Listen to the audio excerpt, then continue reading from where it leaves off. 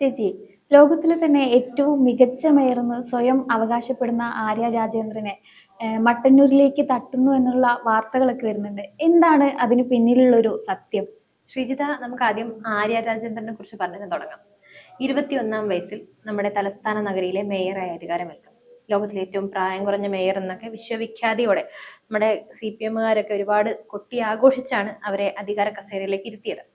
എന്നാൽ സത്യകഥ എന്തെന്നാൽ അധികാരത്തിലിരുന്ന് ഈ ഒരു 5 വർഷം പിന്നിടുമ്പോൾ അവർക്ക് ബാക്കിയാകുന്നത് ഒരുപാട് അഴിമതി കഥകൾ മാത്രമാണ്. സത്യം പറഞ്ഞാല് അഴിമതിയുടെയും കെടുകാര്യസ്ഥതയുടെയും സ്വജനപക്ഷപാതത്തിന്റെയൊക്കെ ഒരു നേർചിത്രാണ് ആര്യ രാജേന്ദ്രൻ. അത് പറയാതെ വയ്യ. അപ്പൊ അങ്ങനെയുള്ള ഒരു മേയറെ ഇനിയും തിരുവനന്തപുരത്തേക്ക് സഹിക്കാൻ വയ്യ. അവര് ആട്ടി അകറ്റാണ്, കല്ലെറിഞ്ഞ് ഓടിച്ചതാണ് സത്യം പറഞ്ഞാൽ. ഇനി അവരെ പ്രതിഷ്ഠിക്കാൻ നോക്കിയാല് നമ്മുടെ CPM-ന് LDF-ന് നമ്മുടെ തലസ്ഥാന നഗരിയില് പിന്നെ ഒരു ഭാവിയില്ല. അത് CPM-കാരന് തിരിച്ചറിഞ്ഞു. അതുകൊണ്ട് നൈസിൽ അവരെ ചിത്രത്തിൽ നിന്നും ഇങ്ങനെ പുറത്തേക്ക് ഇങ്ങനെ കൊണ്ടുവന്നതാണ് കാര്യം പറഞ്ഞാല്.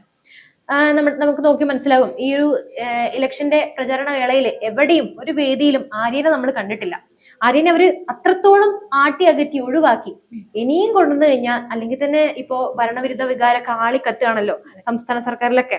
ഇനിയിപ്പോ നഗരസഭയിൽ കൂടെ ആ ഒരു അവസ്ഥ വന്നു കഴിഞ്ഞാൽ എന്താണ് കഥ? അപ്പോ അതാണ് ഈ ഒരു സംഭവത്തിന് പിന്നില്. ഈ ശൈലജ ടീച്ചറിനെ മാറ്റി നിർത്തിയിട്ട് അവിടെ ആര്യ രാജേന്ദ്രനെ കൊണ്ടുവരുന്നതിനെ കുറിച്ചുള്ള ഒരു അഭിപ്രായം എന്താണ്? അതിനെക്കുറിച്ച് നമ്മൾ പറയുകയാണെങ്കിൽ, നമുക്ക് ജനങ്ങൾക്ക് എല്ലാവരും, ജനങ്ങളെ സംബന്ധിച്ചിടത്തോളം നമുക്ക് ശൈലജ ടീച്ചർ എന്ന് പറയുന്നത് കഴിഞ്ഞ 1-ാം പിണറായി മന്ത്രിസഭയിൽ അത്രത്തോളം നമ്മൾ ആദരിക്കുന്ന, ബഹുമാനിക്കുന്ന ഒരു മന്ത്രിയാണ്. അവര് ആരോഗ്യ മേഖലയെ നമ്മൾ അത്രത്തോളം അവര് അതിനു വേണ്ടിയിട്ട് പ്രവർത്തിച്ചിട്ടുണ്ട്. സത്യം പറഞ്ഞാല് പിണറായി മന്ത്രിസഭയിൽ 1-ാം മന്ത്രിസഭ അതെല്ലാവരും കഴിവുള്ള മന്ത്രിമാര് തന്നെയായിരുന്നു. നമുക്കത് സമ്മതിച്ചു തീരുള്ളൂ. ഇനി 2-ാം മന്ത്രിസഭയിലേക്ക് വരുമ്പോൾ അത്രത്തോളം ജനസമ്മിതിയും അവർക്ക് അത്രത്തോളം ആദരവൊക്കെ കിട്ടിയപ്പോൾ സത്യം പറഞ്ഞാൽ നമ്മുടെ പിണറായി സഖാവിന് സഹിച്ചില്ല. ഗൗരിയമ്മേനെയൊക്കെ മാറ്റി നിർത്തിയത് നമുക്ക് അറിയാവുന്നതാണ്. അതുപോലെ തന്നെ ഇവരെയും മുഖ്യമന്ത്രി കസേരയിലേക്ക് കൊണ്ടുവരേണ്ടി വരുമോ? ഇനിയിപ്പോ അടുത്ത മുഖ്യമന്ത്രി എങ്ങാനും നമ്മുടെ മരുമോനെ കളഞ്ഞ് ഇവരെ കയറ്റേണ്ടി വരുമോ എന്നുള്ള പേടി കാരണം അവരങ്ങ് ഒഴിവാക്കി. ഇനി അവരെ പ്രതിഷ്ഠിക്കാൻ അവർ ചാൻസ് നോക്കാൻ അദ്ദേഹത്തിന് സാധിക്കില്ല. അതാണ് ഇത്രത്തോളം ഇനിയിപ്പോ ആര്യ രാജേന്ദ്രനെ മട്ടന്നൂരിലേക്ക് കൊണ്ടുവരുന്ന അവസ്ഥ നമ്മൾ നോക്കുകയാണെങ്കിൽ, ഒരു വെടിക്ക് 2 പക്ഷി എന്നൊക്കെ പറയില്ലേ, അതാണ് ഇവിടെ സംഭവിച്ചിരിക്കുന്നത്. അതായത് ആര്യനെ തിരുവനന്തപുരത്ത് നിന്ന് മാറ്റുകയും ചെയ്യാം. നമ്മുടെ മട്ടന്നൂരിൽ കൂടി നമ്മുടെ കേരളത്തിലെ തിരഞ്ഞെടുപ്പ് ചിത്രത്തിൽ നിന്നും, കേരള രാഷ്ട്രീയ ചിത്രത്തിൽ നിന്നും നമ്മുടെ ശൈലജ ടീച്ചറെ നൈസിൽ അങ്ങ് ഒഴിവാക്കുകയും ചെയ്യും. അതാണ് ഇവർ ഉദ്ദേശിച്ചതെന്നാണ് നമുക്ക് തോന്നുന്നത്, മനസ്സിലാക്കാൻ സാധിക്കുന്നത്. ആര്യനെ ഇനി നമ്മുടെ മട്ടന്നൂരിലേക്ക് പ്രതിഷ്ഠിക്കുമ്പോൾ സ്വാഭാവികമായിട്ടും ഇനി എന്തായാലും ശൈലജ ടീച്ചറെ എല്ലാവരും മറന്നു തുടങ്ങും. അവരെ ഇനിയിപ്പോ പിന്നെ നമ്മുടെ മരുമോനും അമ്മായിയപ്പനും ഒന്നും പേടിക്കാനില്ലല്ലോ. അവർക്ക് ഇനി സ്വസ്ഥതയോടെ കുടുംബഭരണം നടത്താം എന്നായിരിക്കും കരുതിയിട്ടുണ്ടാവുക. പിന്നെ വേറൊരു കാര്യം എന്താ വെച്ചാൽ, മിക്കവാറും അടുത്ത ഇലക്ഷനും നമ്മുടെ LDF-നെ ആയിരിക്കും കൊണ്ടുപോവുക. അത് കോൺഗ്രസിന് കഴിവില്ലായ്മേന്റെ ഏറ്റവും വലിയ അടുത്ത ദുരന്തമായിരിക്കും സംഭവിക്കാൻ പോകുന്നത്. പിന്നെ BJP എന്തായാലും കുറച്ച് സീറ്റുകൾ പിടിക്കുകയും ചെയ്യും. അപ്പൊ ഇനി 3-ാം മന്ത്രിസഭയിൽ പിണറായി ആണോ മരുമോനാണോ എന്ന് മാത്രം നമ്മളിത് നോക്കിയാൽ മതി. ഇതുപോലെ കഴിവില്ലാത്ത ഒരു മേയറല്ല, കഴിവില്ലാത്തൊരു രാഷ്ട്രീയ നേതാവിനെ ഇനി കോഴിക്കോട്ടുകാർ സ്വീകരിക്കുമോ എന്ന് വേണം നമ്മൾ കണ്ടറിയാൻ. തിരുവനന്തപുരത്തുകാര് ആര്യ രാജേന്ദ്രനെ ഇത്രയേറെ വെറുക്കാനുള്ള ഒരു കാരണം എന്താണ്? അതിന് ഇപ്പോ നമ്മൾ നോക്കുകയാണെങ്കിൽ, ഈ 5 വർഷം കൊണ്ട് 40-ലധികം അഴിമതി കഥകളാണ് നമ്മുടെ ആര്യയുടെ കഴിവ് കൊണ്ടുണ്ടായിരിക്കുന്നത്. അതിന് നമ്മൾ ആര്യയ്ക്ക് ഒരു കയ്യടി കൊടുത്തേ തീരൂ. ഈ ഒരു പ്രായം കുറഞ്ഞ നമ്മൾ ഒരുപാട് പ്രതീക്ഷയോടെയാണ് നോക്കിക്കണ്ടത്.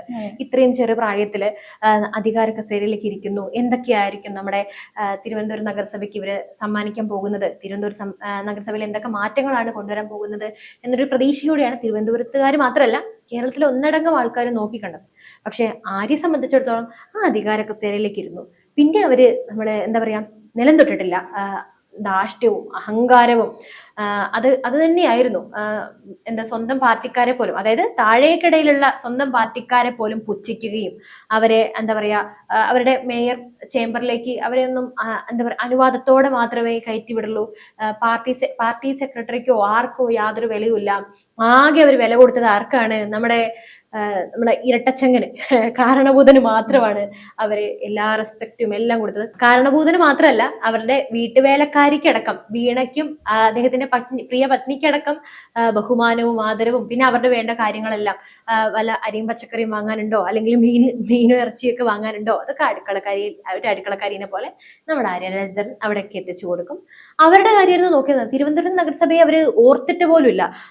ആ കസേരയിൽ, മേയർ കസേരയിലേക്ക് കയറി പിന്നെ ആര്യ നിലം തൊട്ടിട്ടില്ല എന്ന് മാത്രമല്ല, തിരുവനന്തപുരം നിവാസികളെയോ ആ നഗരസഭയോ അവർ കണ്ടിട്ടില്ല. നമുക്കിനി എടുത്തു നോക്കിയാൽ തന്നെ മനസ്സിലാവും. കത്ത് വിവാദം അറിയാലോ. സ്വജനപക്ഷപാതത്തില് അവരുടെ മേയറിന്റെ ലെറ്റർ പാഡില് പാർട്ടിക്കാർക്ക് വേണ്ടി ജോലി തരപ്പെടുത്തി കൊടുത്ത മേയറാണത്. അത്രത്തോളം സ്നേഹമാണ് പാർട്ടിക്കാരോടുള്ളത്.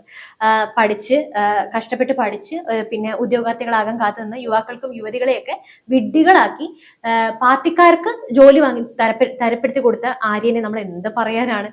പിന്നെ അത് കൂടാതെ തിരുവനന്തപുരം നഗരസഭയെ കുറിച്ച് പറയുമ്പോൾ നമ്മൾക്ക് ഒട്ടും വിട്ടുപോകാൻ പാടില്ലാത്ത കാര്യമാണ് അവിടുത്തെ മാലിന്യ പ്രശ്നം. അത്രത്തോളം മാലിന്യ കൂമ്പാരം ആ നഗരസഭയിൽ കെട്ടിക്കിടന്നിട്ടും നമ്മുടെ മേയർ അവിടെ തിരിഞ്ഞുപോലും നോക്കിയിട്ടില്ല. അതിനു വേണ്ടിയിട്ട് ഒരു പരിഹാരം പോലും കണ്ടിട്ടില്ല. അതും കൂടാതെ യദുവിന്റെ പ്രശ്നം അറിയാലോ, KSRTC ഡ്രൈവർ. അദ്ദേഹത്തിന്റെ കുടുംബത്തിനെയും വഴിയാധാരമാക്കി അദ്ദേഹത്തിന്റെ ജോലിയും കളഞ്ഞ് ഇങ്ങനെ ഒരു മേയർ നമ്മുടെ കേരളത്തിൽ നിന്നല്ല, ഇന്ത്യ ചരിത്രത്തിൽ തന്നെ ഉണ്ടായിട്ടില്ല. ഇത്രത്തോളം അഹങ്കാരവും ധാർഷ്ട്യവും തലക്കി പിടിച്ച ഒരു മേയറിനെയൊക്കെ നമ്മൾ എന്ത് പറയാനാണ്. ഇവരിനി കോഴിക്കോട് പോയി എന്ത് മലമറിക്കും എന്നാണ് കണ്ടറിയേണ്ടത്. വിവാദ നായികയായ ആര്യയെ കോഴിക്കോടുകാര് ഇരു കൈയും നീട്ടി സ്വീകരിക്കുമെന്ന് തോന്നുന്നുണ്ടോ? എന്താണ് അഭിപ്രായം? കോഴിക്കോട്ടുകാർ അത്യാവശ്യം ബുദ്ധിയും വിവരമൊക്കെ ഉള്ള ആൾക്കാരാണ്. അവർക്ക് അവരുടെ ജില്ലേനെ സംരക്ഷിക്കണം, അവർക്ക് ഒരു എന്താ പറയാ മുന്നോട്ട് പോകണം, വികസനം വേണം, അവരുടെ കാര്യങ്ങൾ നടന്നു പോകണം എന്നൊക്കെ ഒരു ബോധമുള്ള ആൾക്കാരാണ്. അതുകൊണ്ട് തന്നെ ആര്യനെ അവര് എന്താ പറയാ എന്ന് തന്നെയാണ് നമുക്ക് തോന്നുന്നത്. അത് മാത്രമല്ല, ഇത്രയും നല്ല കഴിവും വിവരമൊക്കെ ഉള്ള മട്ടന്നൂരിലേക്ക് പോവുകയാണെങ്കിൽ കേട്ടോ, കോഴിക്കോടിനല്ല മട്ടന്നൂരിലേക്ക് പോവുകയാണെങ്കിൽ കഴിവും വിവരവും ജനങ്ങളെ അത്രത്തോളം മനസ്സിലാക്കിയ ശൈലജ ടീച്ചറെയൊക്കെ പിന്തള്ളി ഈ ഒരു ഒന്നിനും കൊള്ളാത്ത വിവാദ നായികയായ ആര്യ ആ ഒരു ചിത്രത്തിലേക്ക് വരികയാണെങ്കിൽ തീർച്ചയായും ആര്യയ്ക്ക് ഒരു നെഗറ്റീവ് ഇമ്പാക്ട് തന്നെയായിരിക്കും അവിടെ ഉണ്ടാക്കാൻ സാധിക്കുക. ജനങ്ങൾ എന്ത് തന്നെയായാലും അവരെ പുച്ഛിച്ച് തള്ളുമെന്ന് തന്നെയാണ് നമുക്ക് മനസ്സിലാക്കാൻ സാധിക്കുന്നത്. എന്തായാലും കണ്ടറിയാം ഇനിയിപ്പോ ആര്യ എങ്ങോട്ട് പോകും, എവിടെയാണ് ഇനി നിൽക്കുക, നിയമസഭാ ഇലക്ഷൻ കാണുമോ, ഇതൊക്കെ ഒരു ഊഹാപോഹങ്ങളാണല്ലോ. അപ്പോൾ ഇനി എന്ത് സംഭവിക്കുമെന്ന് നമുക്ക് കാത്തിരുന്ന് കാണാം.